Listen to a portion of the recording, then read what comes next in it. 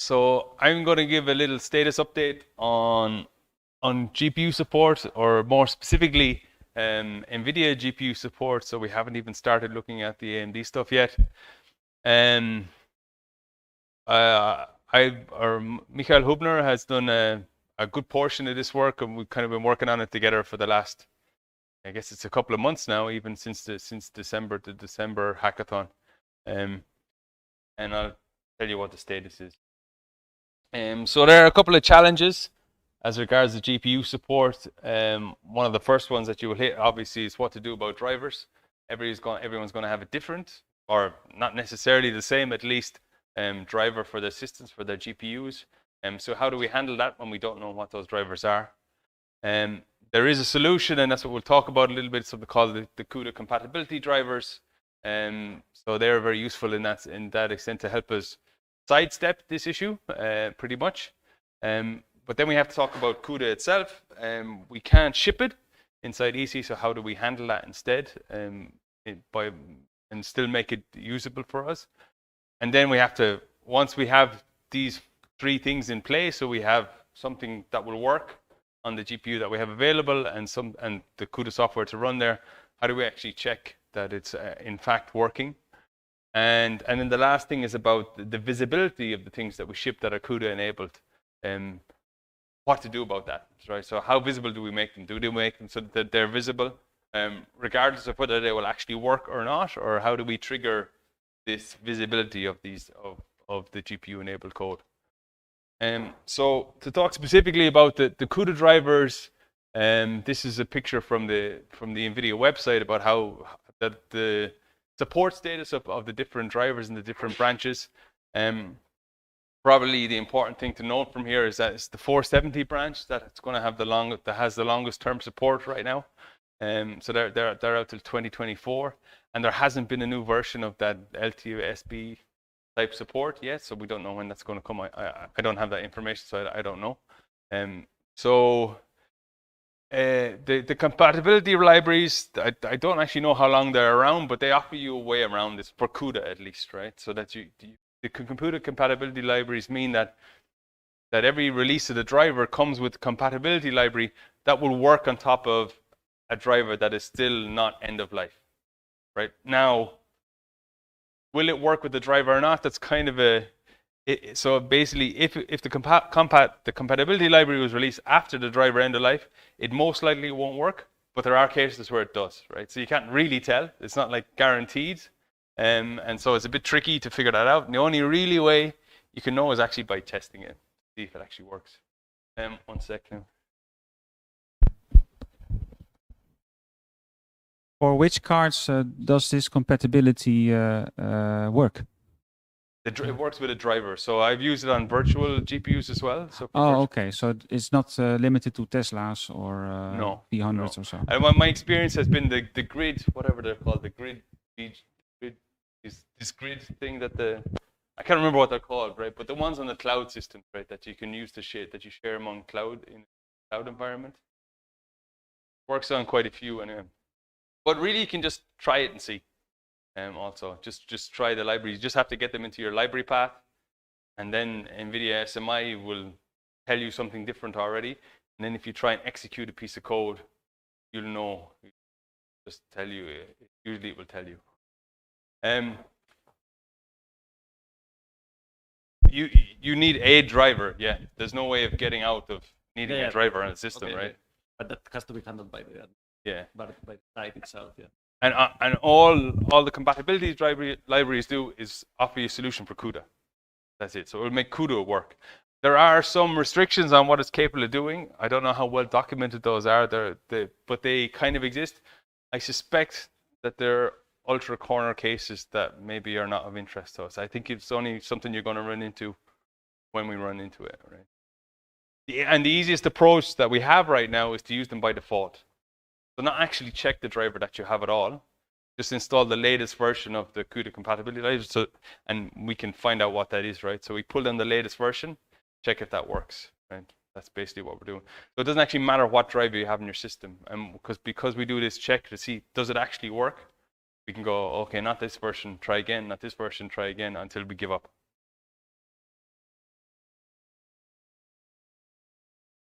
No, no. So this is something that will only be seen.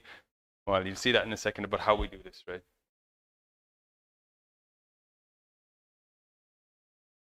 Yeah. The last bullet point. There's people. There's reason that people want to update the drivers. Right? So recommending that they stay to a version that's long time supported may hold them back for. Yeah, well, maybe that's you can remove that bullet point right from the slide, right? But the sort of, I mean, the thing is, it's just that it gives you the lifetime longer, right? So it depends on whether you're in charge of updating that driver or not, right? Because if you were in charge of updating the driver, we could just tell you, this isn't going to work in your system, update your driver, right? Rather than do anything with compatibility libraries. Recommending, because the recommendation is at least 470 or new. No, because this driver here is only compatible out to 2022, right? But this, so the 470 driver is out to 2024. Yeah. So if you go for the next production branch, actually you've shortened your support lifetime. But then, if you have the power to do that, right? Yeah. So we're assuming that. What are you assuming the user is? Are they user or are they administrator? On the machine? So yeah, that's up to the admins, of course. But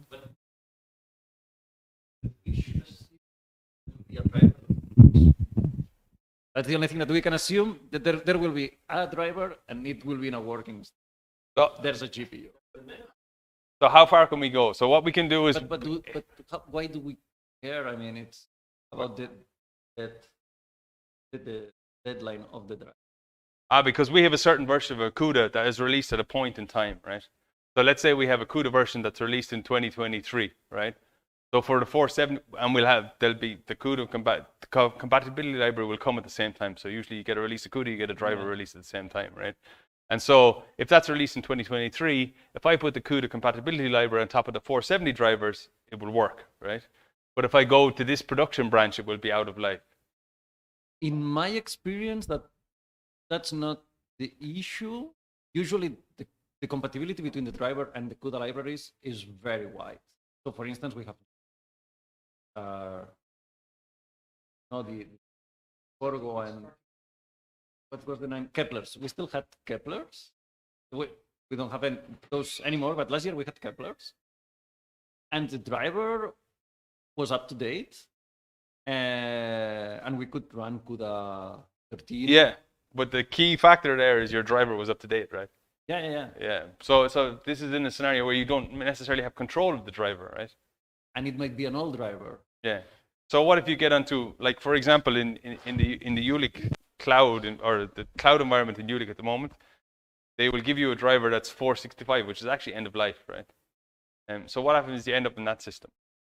Because it's not even that easy to get the driver because it's a special GPU, a grid type GPU. So according to the licensing, you need a specific kind of driver, right, that you can only get from NVIDIA. And if you don't have the power, right, you don't have the power. Or I mean, you can go your own way. You can install a different driver and it'll be okay, but you'll be breaking a licensing agreement.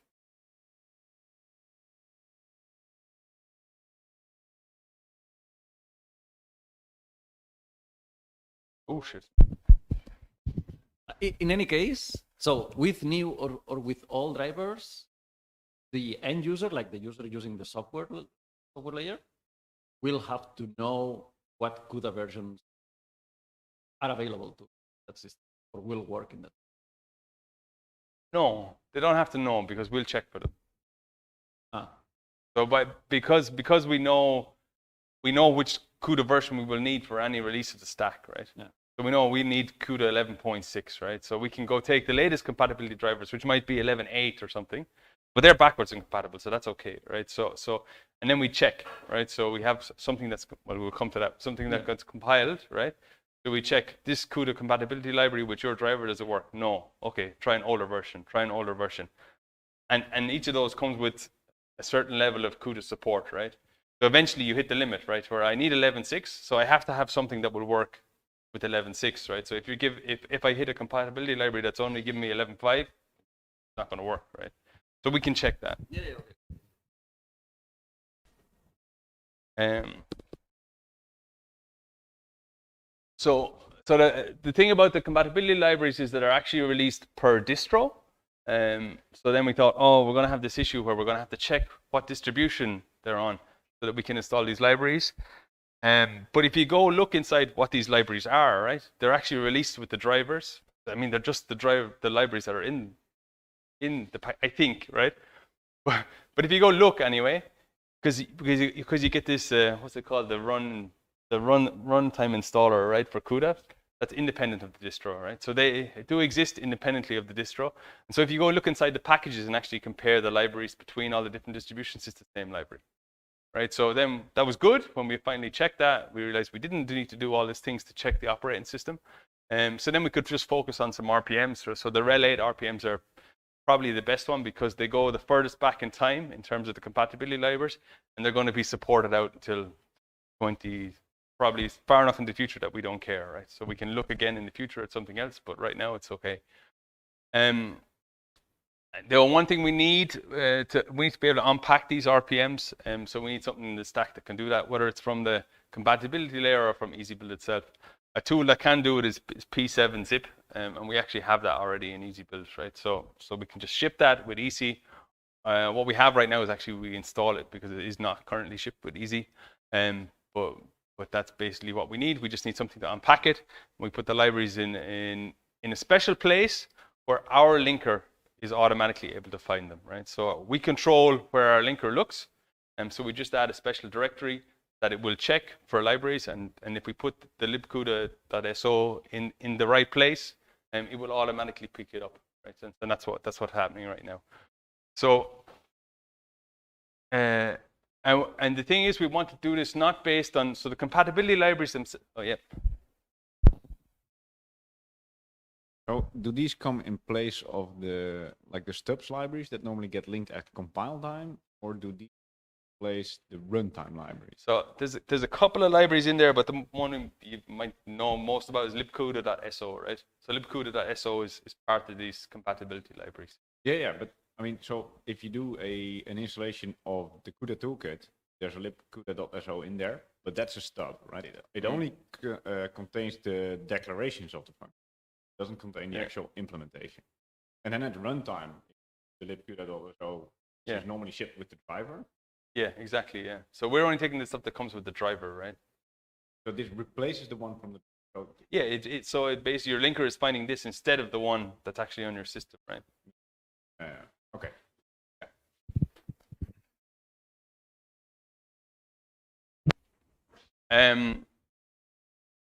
So we choose a special location. So the reason for that is that we only want one version of the compatibility libraries available at any one time. We don't want a different version for each release of EC. So we don't want a different version for 2021.06 and 2021.12. We don't want two different versions of the compat libraries. We could have them, but the issue with that is that you want the latest one, because what happens in the scenario where we say we have this version of the compat libraries and then somebody updates the driver, right? And so and what won't work is trying to use an older compat lib with a newer CUDA driver, right? So that will break things, right? So if somebody comes along after you've installed the compat libraries and then updates the driver, that will break your CUDA code. And at that point, then you just run our script again, and it will install the latest version, because it will figure out, the latest version of the compatibility library will work with this driver, and that's okay. And so it will replace that, right? So, and that will work backwards compatible, right? So once they're all in the same location, then you can just switch them out. Yeah, and of course, the key factor is here. This will only work when our linker is used, right? So you have to be careful about what linker is being used if you want this to happen automatically. You can, of course, use LD library path or something like that to make it happen. But if you want it to happen automatically, you need our linker, which all our code does, right? Anything that's compiled with EC or through EC has that as the default linker. So what about CUDA itself? So a CUDA installation is pretty fat. So all in all, you need about 15 gigabytes available to do the installation, just because it has lots of stuff that we honestly don't really need, but there's lots of stuff in there. And you need a copy of the sources. you need to unpack those sources and then do the installation. So basically it's 5 gigabytes, but you need it like three times over, right? Roughly. So that's kind of what it's like. We'll probably never be allowed to ship CUDA, whether it's whatever the reasoning might be, whether it's US export regulations or whatever. But the fact is there's a compiler inside and that opens you up to some issues. So it's unlikely that we'll ever be allowed to do that. There is this open issue about whether we could just ship the runtime libraries so we can make stuff work in general. But that doesn't, even though that would be cool and that would make it easier that we don't have to do perhaps the CUDA installation at all, but that's not enough because it doesn't solve the driver issue for us, right? So we would still need some solution to fix the driver problem. So we'd still need the compatibility libraries, even if we could ship you. It just makes life easier. It would make life easier, but it doesn't solve all the problems. Then the last thing is for EC to be able to see the actual CUDA installation, we had to figure out a way of making that happen.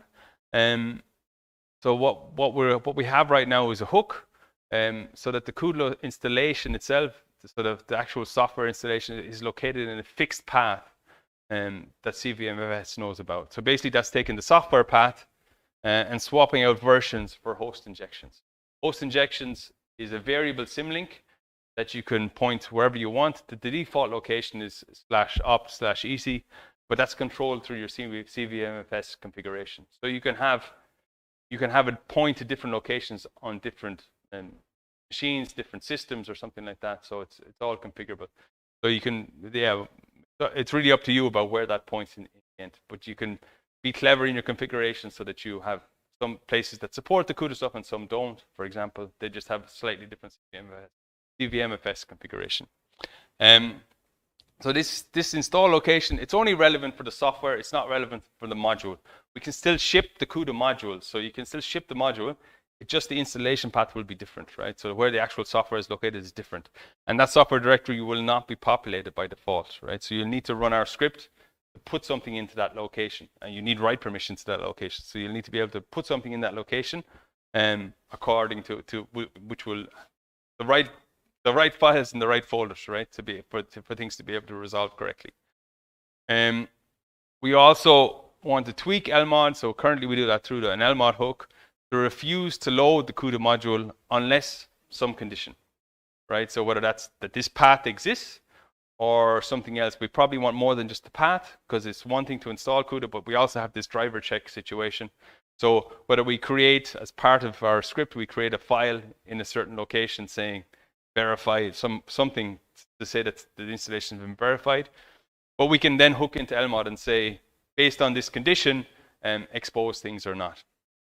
And then if the condition is not satisfied, we can error out with a message that explains people what they should do next or where they should look for further information. So we can give them the simple command about how to run our installation script, or we can tell them if you want a lot of more information, you can go and read our documentation at a certain location. But at least we control this. So the other thing we need to do is actually test that things are working. The only really way, at least so we've seen so far, the only really way you can check is to actually compile something and try and run it and see does it execute correctly. We currently are just using device query for this. So device query just gives you back some information about the GPU that you have in your system. We are currently compiling this during the installation process. That was kind of easy before because the CUDA samples were shipped with the CUDA installation itself. That's no longer true. They're now a separate installations or a separate package. So that's a minor issue for us, kind of. What we could do instead is actually ship the compiled examples already. We could actually ship the compiled device query with the EC itself. That's also possible for us to do. So we wouldn't have to do this compile step at all. And then we can just run it and see does it execute correctly. So what we have right now is a limit on how many compatibility libraries we will actually try before we give up. That limit is currently set to 5. It really depends on how old your driver is and how many releases of the CUDA drivers there are, whether this will be enough for you. So at the moment on the system that I was testing this on, this is the cloud system at Jülich, and the driver I have on there is now about 8 months out of date. So I have to go through 3 or 4 iterations before I hit something that will actually work for me. And then at some point in the future, it's going to be too old, right? For at least for this iteration count. And once we actually start shipping software, it's easy to extend the checks that we run, right? So it's easy once we know that we're shipping software that should work with CUDA, and we have some examples, whether it's Reframe or something. You probably want something pretty lightweight, I'd say, for this use case. I mean, if it works, kind of works, right? And that's it. You don't need to go too far into the details, I'd say. But we could extend checks, especially if we hit issues, right? So if we hit an issue, then it's an interesting time to add an check. And so the last point I wanted to raise was about the visibility of the things that we support with CUDA.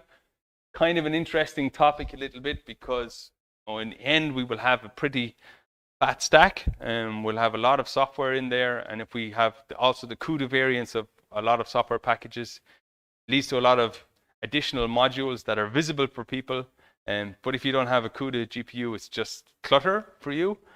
So how do we hide these things? What we have right now is a hook that adds an LMOD property to anything that depends on CUDA. So basically, there's an LMOD property inside the module, and with the latest or some of the latest versions of LMOD, you can check that hook and then hide on or check the label, and check the property and hide on the basis of the property, right? So you can just do that. You can just hide all the modules in one go. Maybe we should also park any software that requires CUDA or requires ROCm for AMD GPUs in a separate subtree, and only enable that in module path when we notice that the hardware is there. My opinion on that will be, we have this mechanism which is just add a label and it will work without having to do anything extra, right? I mean, it'll be hidden by default, right? Unless, yeah. And the nice thing about this is that if we leave CUDA itself visible, it's tempting, right? To actually just try and load it, and then it will tell you what to do. It will refuse to do that, right? And say if you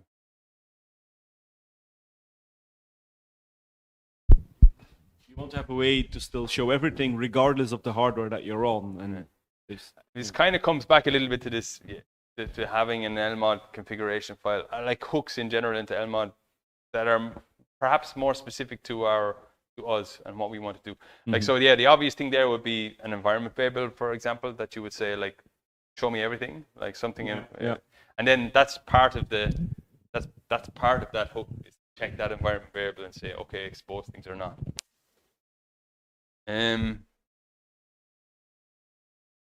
Yeah, the condition on the hook is something that's the current status, right?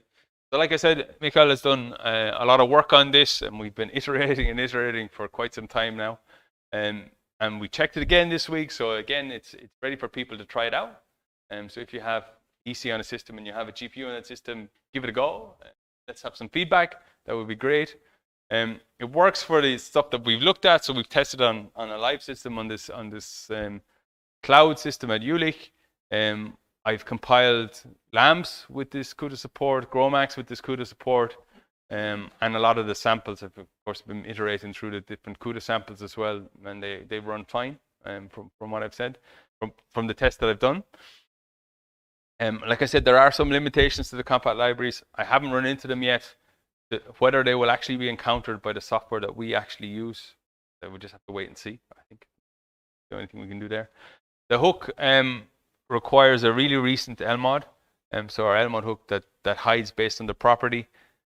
So maybe that's like a little bit of a motivator for a new EC version, small one maybe, but it would also allow us to simplify some things. So if we had a little bit of input into the next iteration of the next release of say EC, then we could say, please ship the P7 zip. So currently we have to check if it's there, and if it's not, we have to install it and things like that. Also, the CUDA module itself, we could do that part of the shipping as well. There are a few things we could simplify in these scripts right now, if we had a little bit of control or feedback.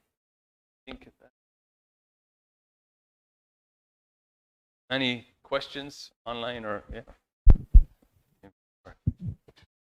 So the compatibility libraries are shipped with the CUDA, or it's a different download? Different download. Yeah, it's very small, very lightweight, Okay. 15 megabytes or something. And then why is the runtime not an option? Because can we technically just install the CUDA runtime with the compatibility libraries? You would still have to do something, right? So our linker will not find those libraries. So the runtime that exists on the system already, our linker won't look in the directory where that libcuda is. It only looks in the prefix locations, right? So you would still have to do something, and then since you have to do something anyway, you might as well do the compatibility libraries, because you can. No. My concern is not the compatibility libraries. My concern is the 15 gigabytes of download and stuff that we have. Oh, to that's do. CUDA itself, right? Yeah. Okay, so that's hard to avoid, right? If we're not allowed to ship CUDA, honestly, well, that was one that I think it's discussed it in the PR, whether we can do a pared down installation. But you can't get away from the fact that if I have to pull in CUDA, if I have to install it, I have to pull the sources, right? And the sources themselves are already multiple gigabytes. I have to unpack the sources. Still multiple gigabytes. It doesn't really save you. You can save on the actual installation, but you still need space to get to the point where you have an installation, right? And then you can clean out the installation, sure. Yeah. So the one thing is, if we were allowed to ship the runtime, we can be clever with our Elmot hook, right? So if we're allowed to ship the runtime, maybe we hide based on, like, we don't allow to load that CUDA module, even though the runtime exists in the system, until they have the compatibility libraries and all that stuff done. And then at that point, we allow them to load the CUDA module, right? And if we just ship the runtime, software that we built will work. But the problem is that as a user, if you want to build something CUDA, well, then you're still out of luck, right? Yeah, and then you could just tell them, if you want the full thing, use EasyBuild to install CUDA, make sure it's in module path, and override that rather than using our CUDA, right? As long as the version. Yeah, because it will still work fine, right? So the thing is, they will always pick up the runtime from the EC layer, but then I don't know. Well, you never know exactly, right? Because now you have two installations that live side by side. They're the same libraries, right? Same versions, but they're not the same location. I was wondering, and maybe we can do this after Thomas's talk on the pod, if you can do a live demo of what's there now in the like cloud system, just to feeling if we're trying this ourselves. Yeah. What should it look like? I'm prepared for it. I can do it in the hands-on. I don't know what's the time now. I suspect we're now pretty much on time. Yeah. So yeah, maybe so I can do it in the hands-on. After the coffee break, we can have some time to prepare. And also, if anyone here wants to play with this on a GPU instance, we can give you a VM in Azure or AWS to play around in. We have the credits.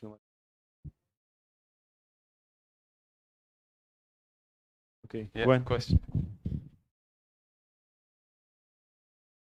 Yeah, hi. All this extra fiddle with dealing with NVIDIA's stuff makes it interesting from a testing perspective. How does this extra fiddle work for testing code that relies on libraries? So even before testing, also for compiling, we still have to deal with it, right? So if we want to build GROMACS or whatever and ship it, we need to compile it, right? So, but the nice thing about the approach of the host, this host injections approach, it also applies to our build nodes. That's true. Right? So we just do the same thing, and we make it persistent, so we don't have to do the installation every time we do a build, right? But we give it a persistent location for the host injections. Once it's there, it's there. So just to check, the compatibility libraries is something that you install on the host side. Yeah. And you create a script that basically makes that easy for you. Yeah. And you mentioned it goes through multiple compatibility libraries. So does this mean that in the host there's somewhere a root directory that just has multiple versions of this compatibility? Yeah, you can have. I mean, so it's all about what is your linker load, right? So you can have different versions of that library. It has to be called libcuda.so, But it's Yeah, no, maybe- but because you mentioned like, oh, we only check 5 or something like that. Does that then mean that you cycle through 5 prefixes that each contain a libcuda.so? Oh no, we actually install them. We pull down 5 different files. So we pull down 5 different RPMs and unpack those RPMs and test okay. that RPM. They are in different locations actually on the, but they're 15 megabytes. They're like very small. I mean, it's cheap. It's cheap to cheap test. to do this. Yeah. Okay, good. Thanks. Yeah, we did look at using the drivers to do it. You could actually use the driver package instead itself, but actually can't find. It's not easy to find older versions of the CUDA drivers. Actually, they disappear and stuff, or there's no consistent way to find them. Sometimes the URLs still work, and sometimes they don't. Right? But with the compatibility libraries, you get a list that doesn't change. And they're small. They're a lot smaller, right? I mean, instead of hundreds of megabytes, it's.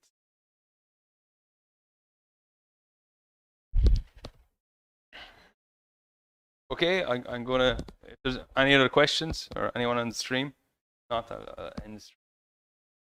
Yeah, maybe just one short one about those compatibility libraries. Do you know if there's like an performance impact when you're using those? I don't know is the answer. I mean, maybe it's worth checking. Yeah, I mean, I can't answer that question. You just have to check. I don't know. Mm-hmm. I don't know. Yeah, I was asking because I looked into it a while ago for our virtualized GPUs, which also are a bit sensitive to the version you're using, the driver version. But then I remembered that the website said something like you shouldn't be using these if you don't actually really need them. But it didn't really say why. So I was guessing that it's about performance, but I don't know for sure. Yeah, I think there's no way around it. You'd have to check, right? So is there performance costs? Perhaps. I mean, the easy way out would be for us to say you need a minimum driver version. That's it, right? And we don't try and solve that problem. Yeah. But Yeah, we just would like to do print better a than that, warning right? or something. Yeah. Just print a warning. We're going to use these compatibility libraries if you, which may impact the performance. But if you don't want that, then update the drivers. I mean, the other way out is to make the script create symlinks to the host system. But then you need to know where the driver libraries are, and that's host specific, which is annoying, right? So then you have to go looking in. Yeah. I mean, it's a fixable problem, right? You just need to know and look in certain places, right? But or actually just use the host linker and find out where those libraries are.